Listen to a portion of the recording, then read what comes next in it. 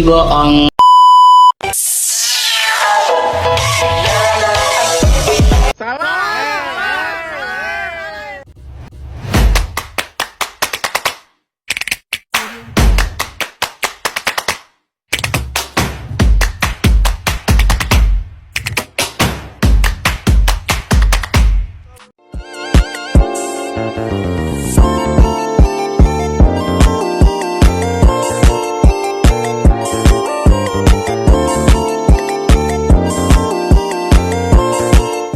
Bismillahirrahmanirrahim. Assalamualaikum warahmatullahi wabarakatuh.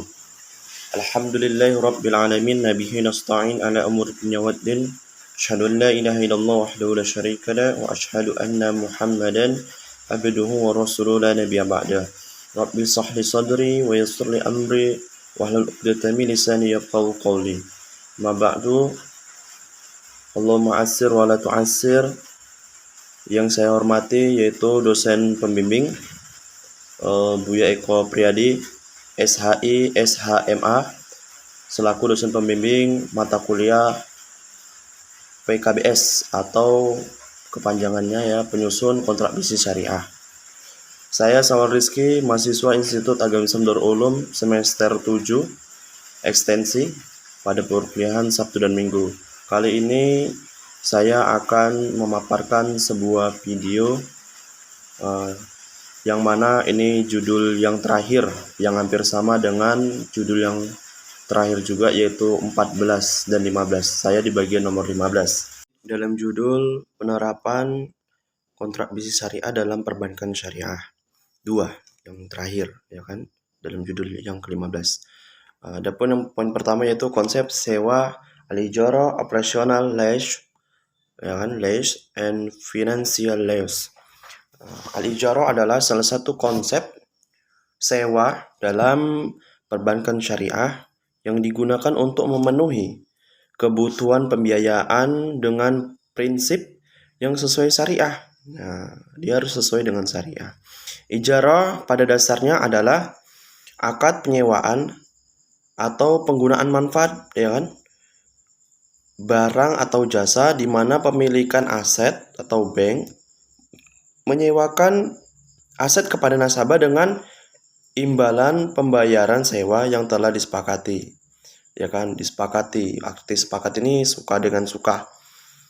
Konsep banyak digunakan dalam pembiayaan aset seperti kendaraan ya kan. Kendaraan itu banyak macamnya, baik mobil, rumah atau baik mobil ataupun sepeda motor, atau properti atau barang modal ya kan. Barang modal itu maksudnya untuk pengembangan suatu usaha bisa juga. Adapun penjelasan yang pertama itu ijarah. Kita harus kenal dulu akad-akadnya ya kan. Ini akad ijarah yaitu akad sewa barang atau jasa ya kan.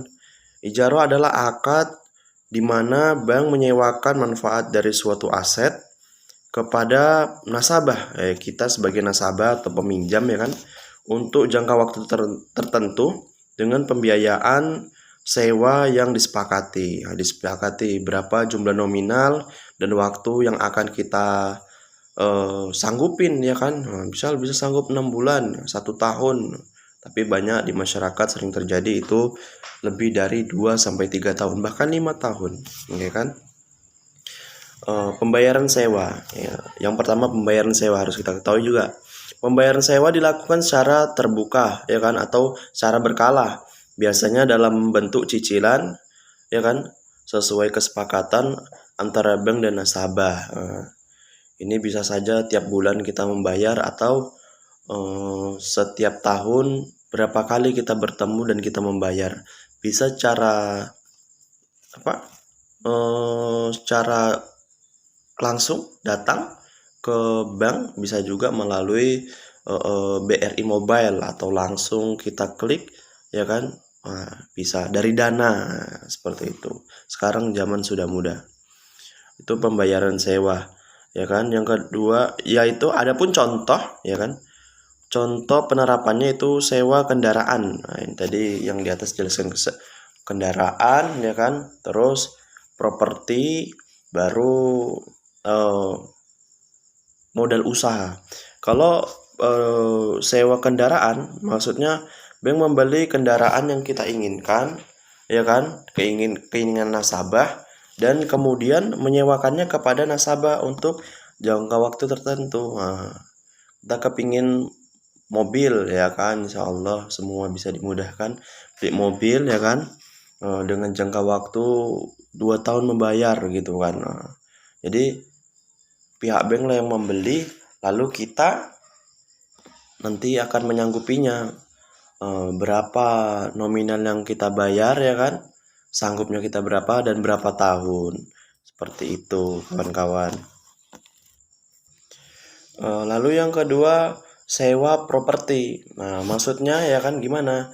Bank membeli properti, ya kan, dan menyewakannya kepada nasabah atau kita sebagai nasabah juga bisa untuk digunakan sebagai tempat tinggal atau kantor, ya kan. Kalau sering kantor-kantor itu di pinggir jalan lintas besar itu kantor advokat atau kantor-kantornya pengacara, dengan pembiayaan sewa per bulan atau per tahun, ya kan. Biasanya bayarnya bulanan, kalau tahunan nggak sanggup, uangnya banyak kali, seperti itu.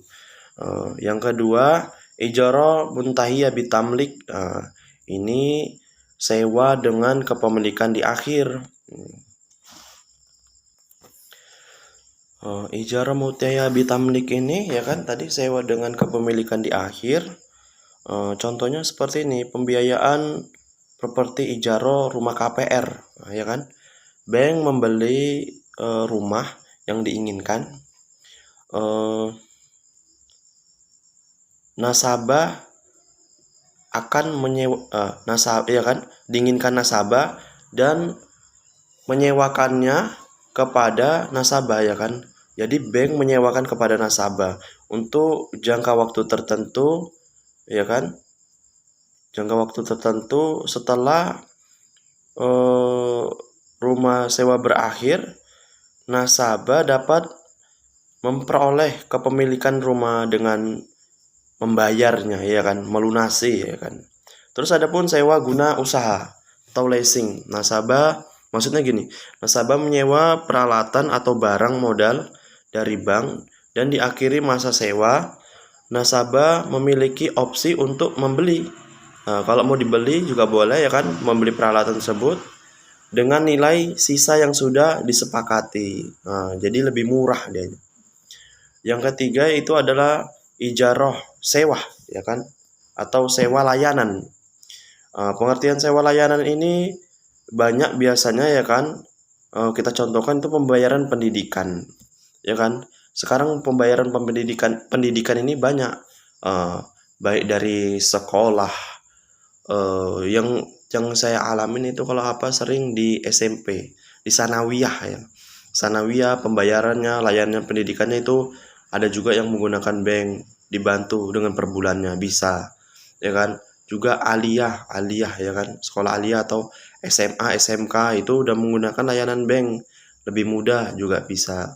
Kalau kami sebagai mahasiswa itu ada juga layanan pendidikan melalui dari mahasiswa, ya kan, dari bank, ya kan, untuk membayar kuliah lebih mudah. Terus contoh yang kedua, layanan kesehatan. Layanan kesehatan yang sering biasanya bank ikut dalam berperan di situ, ya kan, itu BPJS. Nah, BPJS ketenagakerjaan, BPJS orang yang sakit, ya kan, atau tidak mampu. Itu sering ada yang gratis, itu dibayar oleh pemerintahan. Ada juga yang kita bayar secara mandiri melalui bank-bank yang kita inginkan. Nah, karena kita berkaitan dengan syariah, maka kita cerita dengan bank syariah. Adapun prinsip-prinsip ijaro dalam perbankan syariah, yang pertama itu kepemilikan aset oleh bank, ya kan. Yang kedua, manfaat yang jelas. Yang ketiga, itu tidak ada unsur goror, ya kan, atau ketidakpastian. Yang keempat, kesepakatan, ya kan, kesepakatan syariah, atau kepatuhan syariah. Yang kelima itu transparansi, terbuka dianya, ya kan. Kita ingin apa dikasih tahu, ya kayak gini dijelasin gitu. Terus adapun keuntungan, ya keuntungan ijaro dalam perbankan syariah itu ada 3, ya kan. Yang pertama, tidak ada bunga, atau kita sering bilang riba ya. Wah, ini serem ini ya gitu. Yang kedua, kemudahan. Kemudahan akses itu kemudahan itulah dalam layanan gitu kan. Akses aset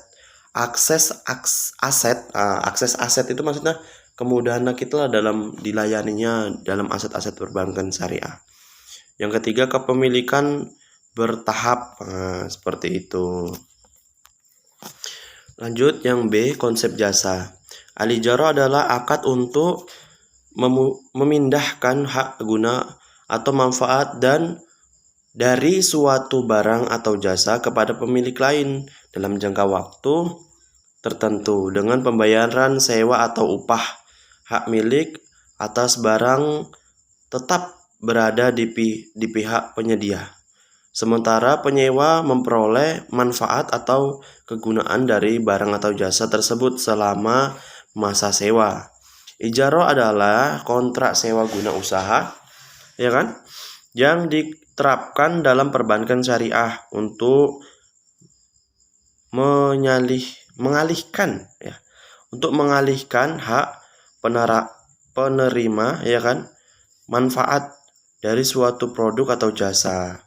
Ijarah dapat ditetapkan dalam perbankan syariah melalui beberapa contoh, seperti layanan kartu kredit syariah. Oke teman-teman, terima kasih sudah menonton videonya.